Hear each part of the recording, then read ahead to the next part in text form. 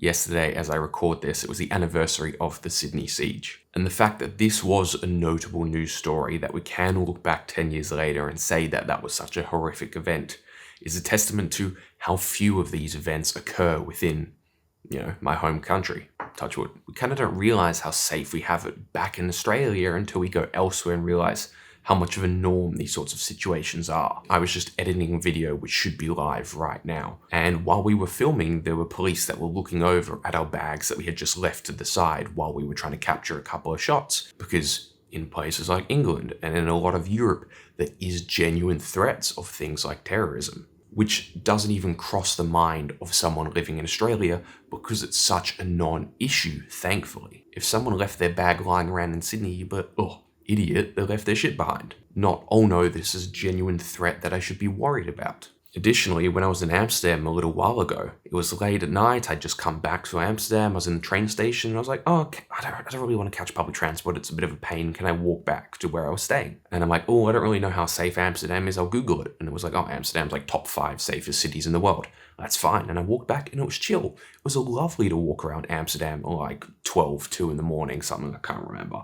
But it was just beautiful. And yet I couldn't imagine doing that in London because not even the locals that I know here would ever remotely try and do that unless they knew their exact route and that their exact route was, highly lit up and safe. And yet in Sydney, me and my friends would constantly walk home late at night after a night out. 2 in the morning, 3 in the morning, who cares? Go for a 4 or 5 kilometer stroll. And arguably that's the best point of the evening for everyone. But yet you would never do that here in London. Also things like petty crime. It's so rare back home, yet every single person you talk to here in London has experienced it. My housemate right now, day 1 in London, phone snatched. Previous housemate, when he was leaving school back in the day, someone stole his phone. But then they ended up returning it because they said it's such a bad phone, you need to get your mum to buy you a better one. Which is kind of funny. But the point being, this is a common occurrence. While this is a common occurrence, I believe crime in the UK is also at an all-time low. So we think things are really high, and really, technically, they have never been better. And this is the same thing during the US election cycle. They're trying to poison this thing of like, immigrants are causing crimes, all of this sort of stuff is going crazy and the country is burning down. And once again, crime has never been lower. Yet we fear more and more of these things happening to us. And I believe there is a correlation between how much TV people watch and how much crime they believe is happening.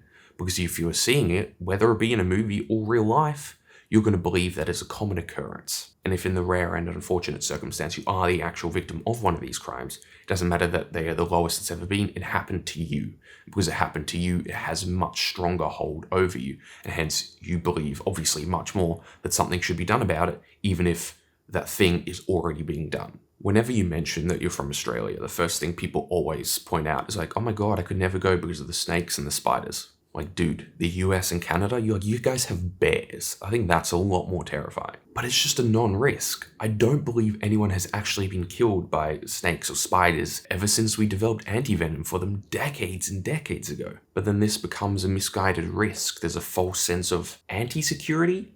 But then we can go into the point of false sense of security, that really some of the biggest risks are the things that you assume are safe, but aren't.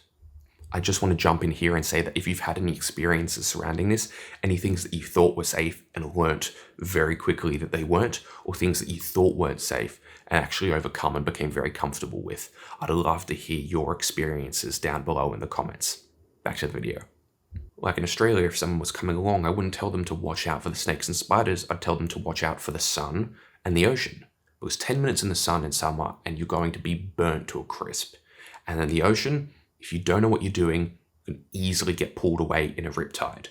Because I've had that before, where I've started to be pulled, and luckily there was a surfer there to help me that my friends sent out to get me. But if that wasn't the case, I believe because I'm a strong swimmer and I know the actions to take, I would have made it back, but it would not have been fun or pretty. I remember watching a podcast with Neil deGrasse Tyson, and he was talking about how when he had his kids, rather than just guessing the risks, oh my god, there's going to be a sniper on the roof that's going to take out a kid. It's like, what are the actual risks for children? And it's the things that, like, it's pools in backyards. It's things like your family members. They're not just going to randomly be kidnapped on the street. The biggest risks are people you already know who are already in your circle, as well as mundane things like pools or suffocation. But for some reason, we get this misguided sense of, what is actually posing a risk to us and what should we not really be worried about. And there are other things that we just take for granted that pose huge risks, like driving a car. So many people get in accidents, yet we just treat it like, oh, it's nothing. And it's become much, much safer over years with things like seatbelts and airbags, but there was also huge resistance to that back in the day. I also went into more depth about the false sense of safety that companies behind self-driving cars are trying to push to make us believe that the world is going to be a much better place, but I go into much more detail with that here. And also things like being underinsured, which led to that New York incident recently, which I'm going to make a full video on, as well as not catching certain diseases sooner. In Australia, once you turn either 40 or 50, I believe, they send out a kit to every single adult in Australia to test for certain types of cancers. Because once you reach a certain age, the risk of having it grows exponentially.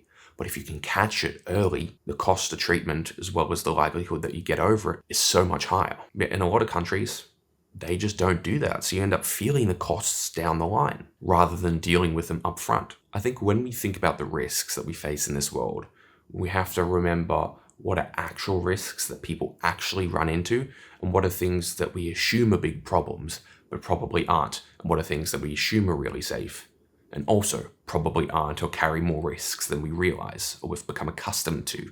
We view plane crashes as this massive, devastating event, because obviously it is, and then we develop huge fears around flying for a lot of people. Yet imagine that every single car driver, every time someone got into a car accident, every single one of those drivers had to be retrained on what happened, how to avoid that. Every single car would have to be remodified on, once again, what went wrong, how to prevent that from happening and occurring, and you had to put in thousands of driving hours before you'd be even allowed on the road to be able to carry passengers.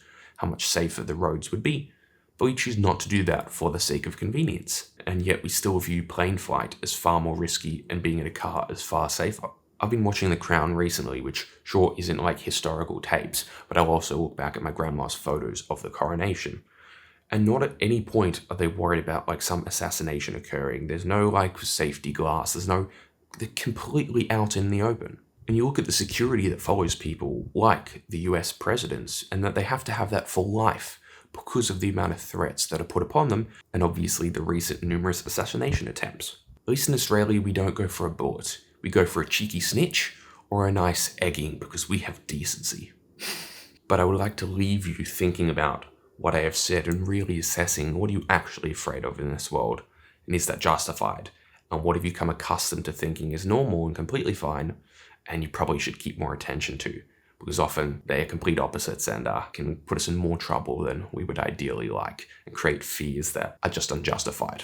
While being comfortable around situations, we should probably fear a little bit more. If you want more from me and this channel, please click this playlist right here where I discuss more of my interesting ideas and thoughts throughout my day to day. I'm going to keep posting largely daily, so you don't want to miss out.